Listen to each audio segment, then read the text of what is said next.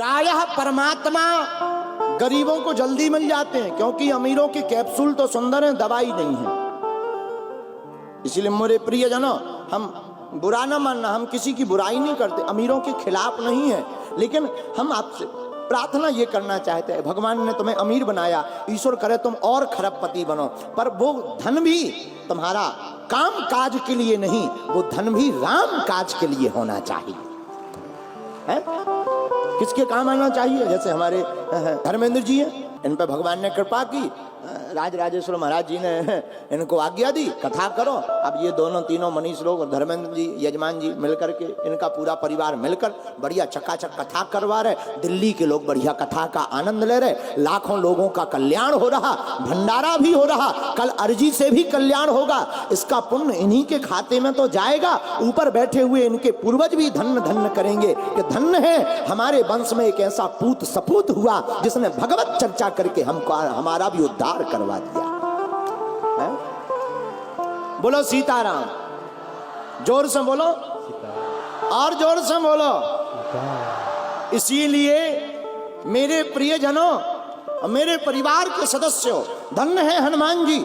हनुमान जी इतना बल, इतना सब कुछ होने के बाद भी बड़े विनम्र हैं। हम लोगों को भी यही हनुमान जी से सीखना चाहिए, सब कुछ होने के बाद भी निर्मल रहना चाहिए, बड़े विनम्र रहना चाहिए। और जो हनुमान, देखो बुरा ना मानना, क्षमा करना, आई एम वेरी नॉट, जय जय Pandit ji, I am very not sorry. हाँ, क्यों सॉरी? हमने कौन सी गलती कर दी जो बोले हैं? ऐसा नहीं है कि हम जानबूझ के बोल रहे हैं, हमें पता है नॉट माने नहीं, इतना तो अपन जानते हैं। मेरे प्रियजनों, हम लोग कथा सुनते हैं, इस कान से सुनी, इससे उड़ा दी। कुछ लोग तो ताली पीटने आते हैं, बढ़िया है, चलो हमारा टाइम पास हो जाएगा। श्रोता भी अनेक प्रकार के, कुछ श्रोता आते हैं, घर में काम मन नहीं लग रहा, पड़ोसी भी चला गया, चलो कथा में। कुछ श्रोता घर से चप्पल पहन के नहीं आते, यहां से खाली हाथ नहीं जाते, ये भी श्रोता है, ये भी श्रोता है, ये भी श्रोता ही है। बोलो सीताराम, जोर से बोलो और जोर से बोलो। लेकिन असली श्रोता कौन? जो भगवान की कथा सुनकर के चरित्र को जीवन में उतार कर परमात्मा को पाने के लिए बैठा है, वही परमात्मा का असली श्रोता है। कथा सुनना बड़ी बात नहीं है, जीवन में उतारना बहुत बड़ी बात है। गुरु बनाना बड़ी बात नहीं है, गुरु पर श्रद्धा रखना बड़ी बात है। अमीर बनना बड़ी बात नहीं है, अमीर दिल रखना बहुत बड़ी बात है।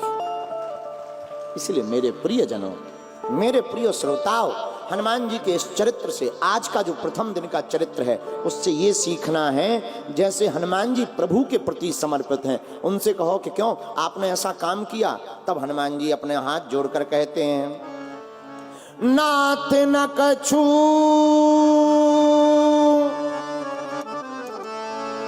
नाथ न कछु मोरी प्रभुताई,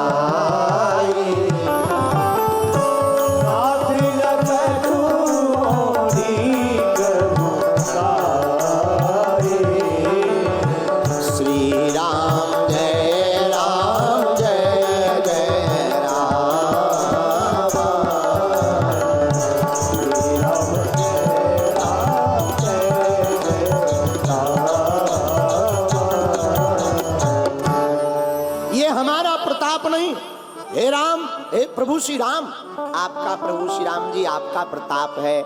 इन्हीं कारणों से राम जी को कहना पड़ा, तुम हो मम प्रिय। क्या कहना पड़ा? तुम हो मम प्रिय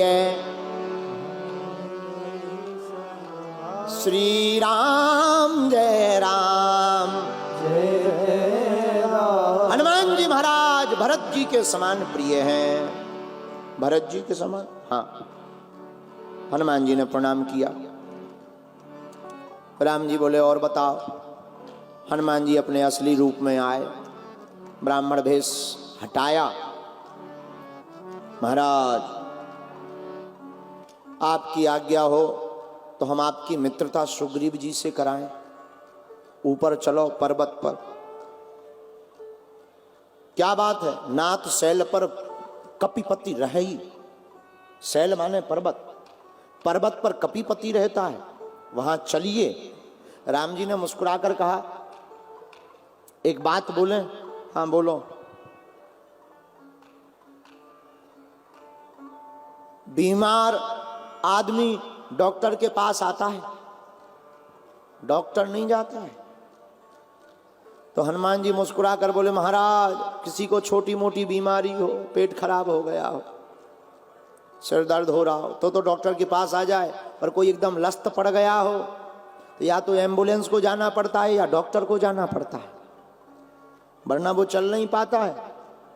तो राम जी बोले, इतना बीमार कौन है? हनुमान जी बोले, सुग्रीव। बोले, उन्हें क्या हो गया? हनुमान जी मुस्कुरा कर बोले, सरकार उनको भय का रोग लग गया।